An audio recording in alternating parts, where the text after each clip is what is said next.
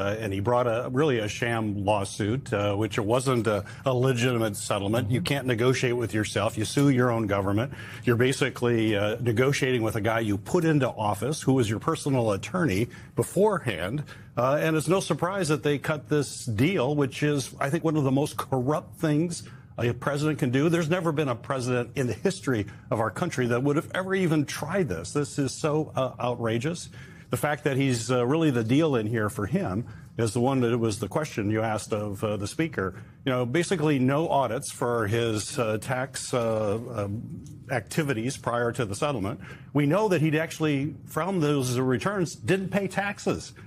We have Americans that pay their taxes every day. They don't get a blank check to do whatever they want and not have the IRS audit them. It's been estimated by some folks that when those audits are completed, the president may have to pay up to $100 million in back taxes. That's what this is about for the president. He's raiding the taxpayers through the slush fund. He's trying to get away from paying his taxes and having responsibility or accountability for the fact that he evaded taxes, which would possibly come out in the audit. Clearly, he's afraid of that. That's why he's doing what he's doing. But this is a sham, plain and simple. You know, Michael Steele, when I worked at the White House, you could not go into your job into the White House. You would not be issued a security clearance, let alone a badge, if you had unpaid taxes. And so the fact that the president of the United States, we know from reports and his own things the president has said himself that he hasn't paid his taxes, yet he said the double standard is another reason why the American people are like, this is a bunch of BS. So to your point, Simone and Senator, that process has not changed. My first government job was back in 1978, y'all. Right? And again, you had to come correct. You just couldn't show up with unpaid taxes, right. And you couldn't show up with any court things kind of hanging out there, which Donald Trump got a lot of those hanging out there. Right. So this, we know this is a hot mess. They know it's a hot mess. But here's the attitude of this administration. What you going to do about it? What you going to do about it? There's nothing. You can't stop me, right? You've got 5 lingering questions about Trump's anti-weaponization fund that was sort of put out there. And one of the things they noted was, before the demise of the fund, DOJ officials emphasized that they already enjoy authority to order payments of essentially unlimited amounts to settle lawsuits. That baseline authority hasn't gone away. So we can do what we want to do. Who's going to stop us? You've appropriated the money. We can spend it however we want. Folks, that's not how this works. That's not how the government works. That's not how it's laid out. So help us understand where they're coming from here. Well, you're absolutely right. And if there is a settlement fund, which there is, that's when you have a legitimate settlement, actually where you have adverse parties that come together and you settle. There was no adverse party here. This was Donald Trump suing himself and having his lackeys saying, OK, we'll dip into the till of the taxpayers and create this slush fund. So the courts need to review that, but Congress needs to take action. We could take action now. We've got a reconciliation coming up, which allows us to put legislation. We're going to be offering that as my Democratic colleagues. Some of my Republican colleagues, to their credit, have been saying this is outrageous, this is a bridge too far, that they are not going to tolerate it. But now it's time to actually put votes up. I was going to say, how are they going to vote? This is the key. You know, it's nice to talk the talk, but we're going to make people actually take the vote to be on record. And that's where, you know, our founders always thought that we have checks and balances and that the Congress is a independent branch of government and actually the premier branch, according to our founders, that they would stand up to a president that's trying to assert power, and certainly a president that's engaged in such corrupt activities that should never be tolerated in this country. And, you know, the unfortunate thing is we don't necessarily have all the laws to constrain a president, because it was always believed that you would always have a president who would not openly flaunt the law, violate the law, be able to engage in that. And for the most part, we've been very lucky over our history. We haven't had it until now. Now we have a president who norms, laws, none of that matters to him. And as long as he has Republicans in Congress that refuse to stand up and exercise their constitutional responsibilities to provide a check on the executive, he can get away with it. So hopefully it won't happen this time. We're going to put everybody on the record. All right. So, Congressman, along those same lines, let's talk about the president's new pick for Director of National Intelligence, Bill Pulte, and what Senator Thom Tillis, Republican of North Carolina, had to say about the merits of that pick. I don't believe he's ever had a security clearance. He clearly has no experience in intelligence. He has no geopolitical experience, no international connections, the sorts of things you would look for. Whoever told the president to go ahead and commit to this publicly before vetting it should lose their jobs, because they should know that the math just works against Pulte being confirmed. Someone could have told the president that. What's that? Someone could have told the president that, and it still happened. That may be true, but then it's on the president. Senator, forgive me because I did demote you to the lower chamber before I teed up that sound. But in addition to hearing from... He did. He didn't even flinch, Alicia. He took it with grace. I'm a proud former House member as well, so I take it all in. Past and present. I thought that was interesting. I thought what we heard in a statement from Senator McConnell was notable. The senator saying very few Senate confirmable positions come with statutory eligibility requirements. Anyone performing this role of such immense public trust must have the extensive national security experience required by statute, and no nominee who falls short of this requirement will earn my vote. The sense we've been getting, Senator, talking with your colleagues, is that the expectation is that this president knows that he doesn't have the votes in the Senate and is just going to, from now on, have acting heads of a variety of agencies. I wonder both if you agree with that analysis, and if that is the case, to your point about checks and balances, where that leaves the U.S. Senate in acting as a check on this president. Yeah, it is a problem that you put in basically an acting director here. They can serve for a little over 200 days, and then you have to have a Senate confirmation. But there's a way to get around that, too. The rule is then if he were to nominate somebody that is then going through the process, just basically Mr. Pulte could stay in that job. And who knows, he could put somebody up there that there's no way the Senate's going to take up. But because there's a nominee forward under the rules, he can stay there. And I certainly, I appreciate Senator Tillis's comments. This is a guy who has absolutely zero experience in one of the most important jobs that we have in the federal government at a time when we're in war and we're facing threats from terrorist threats that are very real. You expect to have an intelligence director who actually understands the job, has experience in the job, and can provide unbiased, qualified opinions and recommendations to the president. You're not getting that. And unfortunately, this appointment to this acting position really follows the pattern of what we've seen from this president, that he doesn't care about qualifications. He doesn't care about experience. The only thing he cares about is loyalty. Are you going to be 100% loyal to him? And that's not in the American interest to have somebody in this key position, director of intelligence, that needs to provide the kind of insight and expertise that a president needs to make sound decisions that protect us and keep us safe. To have an unqualified person, let's be clear, it makes America less safe, and it puts people at risk in our... Leavitt had a baby in May. They have been trying, well, a lot of different things in the briefing room. J.D. Vance has been in there. Marco Rubio was in there. He seemed to have a good old time, even if he was wearing shoes too big for him. We don't know if he was or wasn't, but he had a good time in there. And this week, they tried something new. And this time, they tried Dr. Oz. Yes, Dr. Mehmet Oz, who is quite the conspiracy theorist. And he was in there. And I just have to play part of what he said because, well, there's a lot to say about it.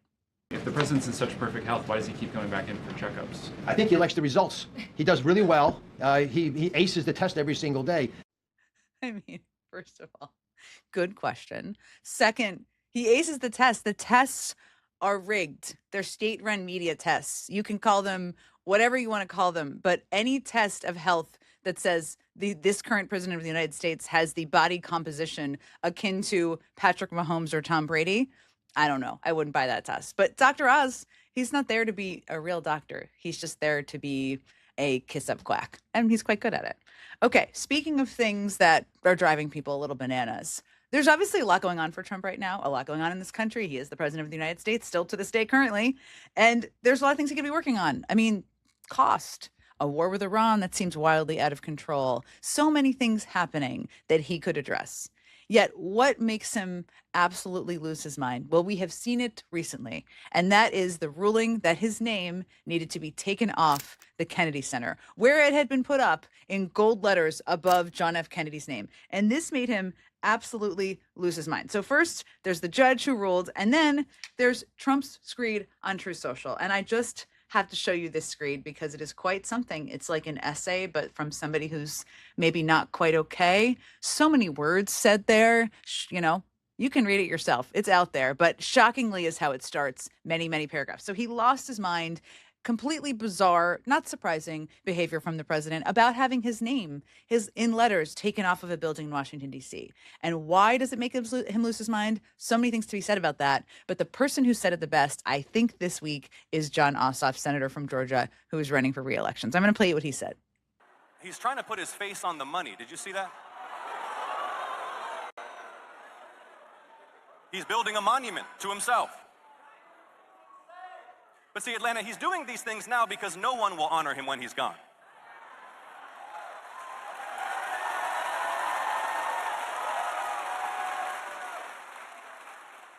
Because he's a failed president and a national disgrace.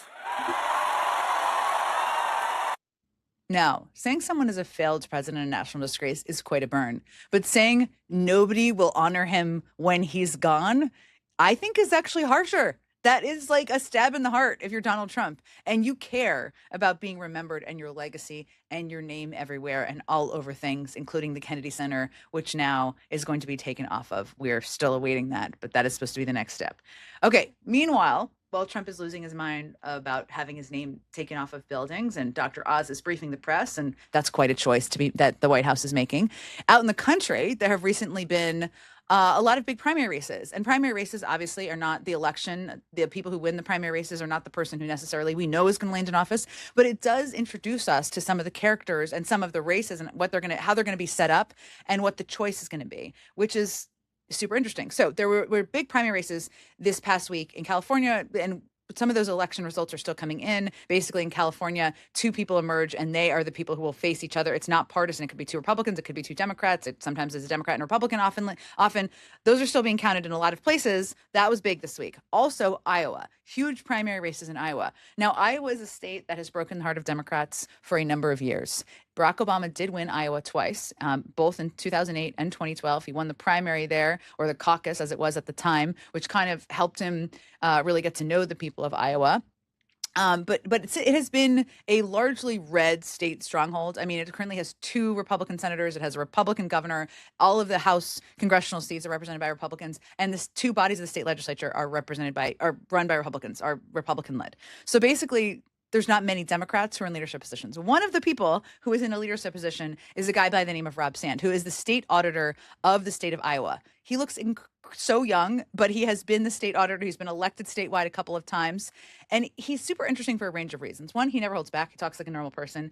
But two, he is kind of reclaiming waste, fraud, and abuse as an issue that actually Democrats care about. He's making not Doge, but a version of Joe's good. It's good Doge. I don't know what you call it. But I just want to play you part of one of his campaign ads because it's one of the things he's been running on. And I think it's pretty interesting because it reminds me of Democrats reclaiming patriotism and things like this. This is reclaiming we're the party. I'm the candidate who is going to actually fight waste, fraud, and abuse. Let's play it. I'm Rob Sand. Being thrifty is a Sand family tradition that goes back and back and back.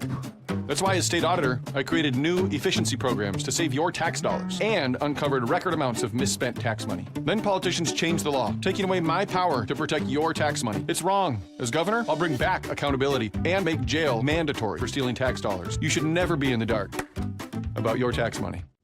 I love the last part. It's so quaint. But that's Rob Sand.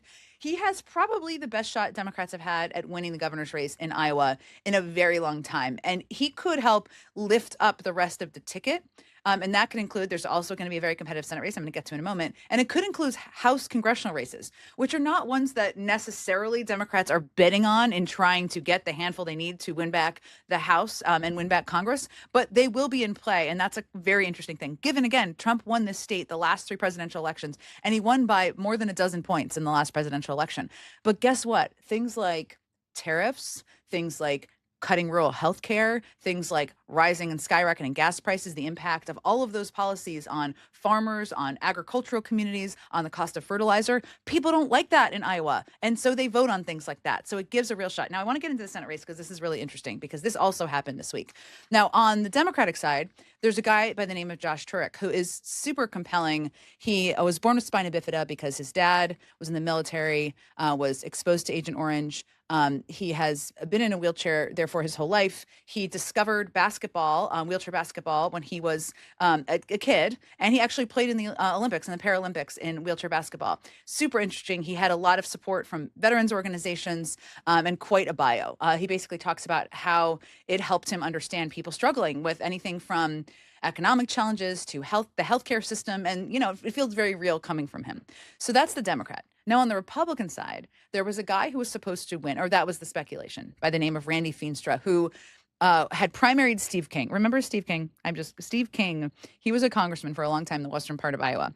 Very conservative. Seemed extremely wackadoo before so much of the party was wackadoo. He was wackadoo before majority wackadoo.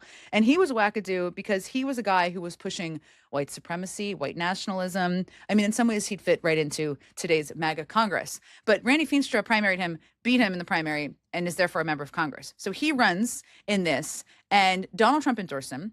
But he does not win. A guy by the name of Zach Lane wins. Zach Lane is interesting. He's considered the Maha candidate. He was endorsed by Turning Point USA, Charlie Kirk's group. So it's a little bit, that group won out a bit. There were a lot of factors here over the candidate Trump endorsed in this race.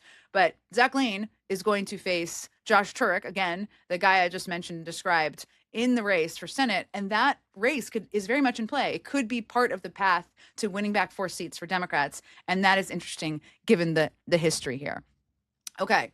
One of the other things that really struck a chord, I don't know, I paid attention to this week was Joe Rogan. Joe Rogan, well, let me start by saying this, and we've talked a bit about this, but Donald Trump obviously has this America 250 celebration. It's not just his celebration, but he's getting quite entangled in it. And he's using it as an excuse to do things that he really wants to do personally. Like he's saying he's going to pardon 250 people. He is also having a UFC fight on the White House South Lawn to, as he says, commemorate America's anniversary, America's 250th celebration. But the fight is going to be on his birthday, which is June 14th, which again is not July 4th. Seems like he just wants a UFC fight on his birthday. So there's a lot of things to say about this. One of the things that struck me is that is coincidentally happening the same time as Pride Month and Pride Week. I don't know what that will mean, but I just would love to see those two things interact. Also, there has been some wild reporting about the recruitment of the military to be in attendance, rank and file members of the military to be in attendance at this UFC fight, as long as they meet height and weight requirements, which is quite a thing to say about the military. And, it's fine to invite them. The military comes to events on the White House lawn all the time, but they'd have to pay their own way and they'd have to meet basically physical specifications to be able to be seen in the audience. But in terms of, there's a lot to be said about it, but in terms of the logistics of the event, and this is how I'm getting back to Joe Rogan, it is a hot freaking mess, the entire logistics of it. First of all, if you're in Washington, D.C., within any view of the White House, you can see the structure, which is heinous looking. There's that. But Joe Rogan is a UFC expert. So I want you to hear him describe the issues here. The White House thing is odd. I don't like it. I don't like the idea of fighting outside at all. Well, there's problems with it. And then Done it too many it's times. June, and it's D.C., and we looked it up the last time, like last year, same day, it was 100 degrees. Yeah. Oh, That's yeah. hot as yeah, the bugs are a big one. Go back. Like, how are you going to stop the bugs? There's a lot of bugs. You can spray. That's pretty much all you can do. Pesticide the That's out good. of the fucking Pesticide. land. That's good for the fighters. I just don't think that you should compete in a world championship fight in a non-controlled environment. Yeah. I think it should be inside an air-conditioned arena. It should be a controlled environment. Okay. Not exactly this is insane that they're doing this on the White House lawn, and it feels like a violation of so many things. But the logistics of it and his analysis of that are quite entertaining as well. So I had to play you some Joe Rogan. Okay. Before we go, I thought this was very compelling this week. Mayor Mamdani is, I have school-age kids, and it's the end of the school year. So you may also, if you do, be experiencing what is the challenge of the end of the school year and all the things that it requires of parents, and the fact that your kids are tired of being in school. They don't want to go to bed. They want it to be summer, all the things. Well, Mayor Mamdani did something kind of adorable this week. He signed an executive order repealing bedtime for the kids of New York City during the Knicks finals run. So let's just play what he said there. Here is our mayor's order repealing kids' bedtimes for the Knicks finals run. Are we ready? Who here was alive in 1999? They're like, what? 1999. So again, I'm not a New York City parent, but I think it's super cute. He's on TV tomorrow. Right. And I hope that everybody in journalism and everybody who values a free press figures out ways to outmaneuver the people who are trying to take the free press from us. Our colleague Rachel Maddow speaking, frankly, for many in her reaction to what was breaking news last night. A long-time, 30-plus year veteran of CBS News and 60 Minutes in the anchor chair, Scott Pelley, out. CBS firing him over what he says was standing up for journalism against bias and politicizing their work. What 60 Minutes becomes is, in a sense, a question tonight. There's a question about whether the owners of this new CBS company, which is making larger mergers, are allied with MAGA and putting a thumb on the scale, or whether this is also part of a larger effort to curry favor with the Trump administration, which oversees the big business tech merger.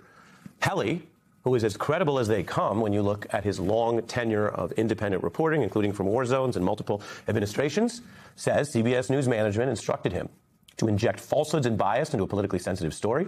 He calls out what he views as incompetence and unprofessionalism in the new management that wreaked havoc, describing scenarios that were completely avoidable, according to him, that put stories in danger going up to airtime. He has a lot of experience here to launch these critiques, and he says it's all to curry favor with the Trump administration. MS Now has requested CBS comment on those accusations. We haven't specifically heard back, although some of their officials have spoken out publicly, and there's been a war of words in the press over what is a big and rare inflection point in already a long-running battle over CBS News independence and whether freedom of speech or Colbert-style criticism of the current government would be allowed for long on that platform. Pelley also criticized the CBS News boss, Barry Weiss. There was a staff meeting where Pelley confronted the new executive producer about Weiss. This is something that broke in the New York Times yesterday. There's reportedly a recording that the Times says they have of this unusually tense meeting where he said that she was trying to murder 60 Minutes. She does not love this place, he said. That was in response to a back and forth. She was brought in to kill it, and she's been doing exactly that. Now, there are reports that Weiss was telling staff that Pelley was violating trust and mutual respect. And for her part, she and others say that they tried to reach out to him, including before that tense meeting I just mentioned, for a one-on-one discussion, that there was a back and forth and clearly a breakdown of an ability to get through issues that Pelley thinks go beyond communication and to the heart of how that news division is being gutted. I don't have to tell you, if you're watching this news channel, you've probably seen news over the past decades. Pelley is someone who reported from war zones, who faced politicians and presidents, who covered the White House, and most recently as well, the war in Ukraine. How would you say your mental focus is? Oh, it's focused. I haven't. Look. Behind me, you can see what's left of one of the 110-story Twin Towers. How do you dig this up? Piece by piece, hand by hand. Tonight, we have details of a classified U.S. intelligence mission that has obtained a previously unknown weapon. Everything America is trying to accomplish in Afghanistan is represented in these 4 tents. How do you measure success? We sat down with Zelensky in his hometown. It had been a week since Russia killed 9 children on a playground. As a viewer, I've never spent any time with Scott Pelley. I've watched him as a journalist. I can echo what Rachel and plenty of other journalists have said, which is this is really one of the long-term gold standards of what a TV journalist can be. And that independence, whether you saw him there pressing then President Biden on one of his perceived vulnerabilities, or going to war zones, as I mentioned, or just calling it free and fair. And 60 Minutes relied on Pelley. Over the years, they've had different stars, but he was currently one of their most prominent. So it means something when he says, after trying to work with this new management for months, that it has become untenable and that he has specific concerns, examples of what he calls their bias and effort to promote falsehoods at that institution. Now, there is another version of this story you'll hear, which is that some of the broadcast media has fallen behind, has lost a step, and needs to be modernized, and that itself is not illicit. Well, that's true as far as it goes. If you watch this program, we've reported on the shifts in digital media a ton, but 60 Minutes didn't need some sudden overhaul to reach the public. It was a commercial success. Indeed, Paramount, which is the parent company, recently noted how 60 Minutes made history by marking 52 straight seasons as America's #1 news program, with as many as 10 million people watching, Variety reports. When you look at those Nielsen ratings, there were weeks where the top thing watched in all categories would be football and 60 Minutes. It was #1 in news and rivaled some of the other most profitable things on the air. And yet lately, these accusations of bias were mounting. One correspondent said there was a, quote, political decision by the bosses to try to shape and delay an immigration report that might have upset Trump officials. Another 60 Minutes correspondent said, quote, my producing teams and I have experienced efforts to insert political bias into our stories. CBS has repeatedly denied those accusations during this period. The wider context is David Ellison, who is part of that Ellison family that we've mentioned that has been buying up media. Paramount is the company involved here. And the wider thing that goes beyond just news is that they need the Trump administration's approval for that huge Warner merger with so much money on the line. Broader than CBS News, you have a Trump administration that has gone farther than any other U.S. government to target and sue and intimidate and sometimes use executive orders and other powers and even indict Don Lemon, reminding you of just some of what they're doing here, including these lawsuits. This is the environment we're in. And if you needed an inflection point beyond Colbert, beyond the lawsuits, beyond this or that reporter telling you they're doing it again, someone like Pelley saying out in the open at the risk of his career and whatever money was left on his contract and everything else, saying out in the open, they are doing this for the Trump government. What they're doing is false. What they're doing is wrong. That's your inflection point. We're joined by Ken Auletta, renowned journalist, author, writer for The New Yorker. He's written many national bestsellers you see here, often looking at the intersection of media and its role in society, which is why we thought of you tonight. Welcome. Thanks, Harry. What does this mean for 60 Minutes and CBS News? How rare is it to see this spill out the way it's happening over the last 48 hours? Well, you know, you look at the history of mergers. Take Time Warner when AOL acquired it. And AOL comes in and they say, you guys suck. You're Luddites, you know, this and all, and alienates all the Time Warner people.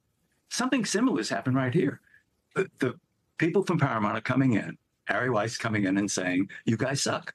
You're Luddites. We have to make changes. Now, you do have to. You said this earlier in the introduction. They do have to make changes. The audience is aging at 60 Minutes and at all of newscasts. And the audience is declining as more choices proliferate. So you have to try and upgrade 60 Minutes and news. But you don't come in and say, you guys suck, and insult people and summarily fire them, which is what they've done. So they've created a place at CBS News where people are unhappy and they're going to leave and they won't work as hard. They don't have the trust that you need when companies merge. And by the way, it's not just CBS. If they get Trump's approval, they're going to take over CNN too. And how does that radiate out to CNN? So it's really a huge problem. They've really mishandled this. Yeah, you say the new owners have mishandled it. I mentioned to viewers who probably know that Mr. Pelley is pretty serious when it comes to the life and career he's led on behalf of independent journalism. So him saying this doesn't read to me, what do you think, as just another employment dispute? It's not another employment dispute. You know, one of the things, I mean, as a watcher of your show, you talk about Republican senators and members of Congress who don't speak up. And here's Scott Pelley speaking up and daring to speak up, putting his job on the line to speak up and speak what he sees as the truth. And so he deserves a lot of credit for his courage to do that and to risk his career, which he's done. Now, I'm sure he has communicated, he has misunderstood certain things that these people, they don't want to destroy 60 Minutes, they don't want to destroy CBS News, but nevertheless, the message that they've conveyed is one of destruction. And Scott Pelley is standing up for the people he's worked with for years and he admires. And he's gone, and several other correspondents are gone. The longtime executive producer of 60 Minutes was summarily fired, as was her deputy. So this radiates out in a very negative way. Yeah, and it seems the MAGA owners want the power and reach of 60 Minutes, the audience and the credibility. But according to so many people who built that, these MAGA owners don't want to do the hard work, the compromise, and the independence of that. And so they're running into that. It's one thing to say, you know, let's widen our story selection, or let's do more stories about rural America, or the things you sometimes hear, and you go, okay, go let the 60 Minutes people do it that way. That's not it. We're hearing about, and I want to put up on the screen that we have some evidence here, and they cannot answer it. But this is the evidence from, again, a very credible source of Mr. Pelley. He says they instructed him, the new management, to inject falsehoods and bias into the reporting. He says that politicians have now been invited to choose the correspondents for interviews, basically handing the government a kind of oversight role, and then, of course, picking perhaps their favorites. He describes how incompetence and unprofessionalism wreaked havoc. In one of his stories, he says, quote, the entire program came within 19 minutes of not getting on the air at all. At that point, as you'll understand, Ken, and many other people won't know all the details, is, you know, folks watch a show, they say, Ari pulls up around 6, talk to some people and leave. Hey, if that's what it looks like, great. In fact, anyone who's worked in the challenge of TV news knows there's a huge team. Most of them aren't visible on air, and they do a lot of work. And if you want to have an editorial discussion about changing a story on a magazine-style weekly show like 60 Minutes, and you're at all competent, Ken, you do that with advanced time in the proper way. And he is suggesting, and there's been other independent reporting on this, that these new executives don't even know how to put a show together. And then he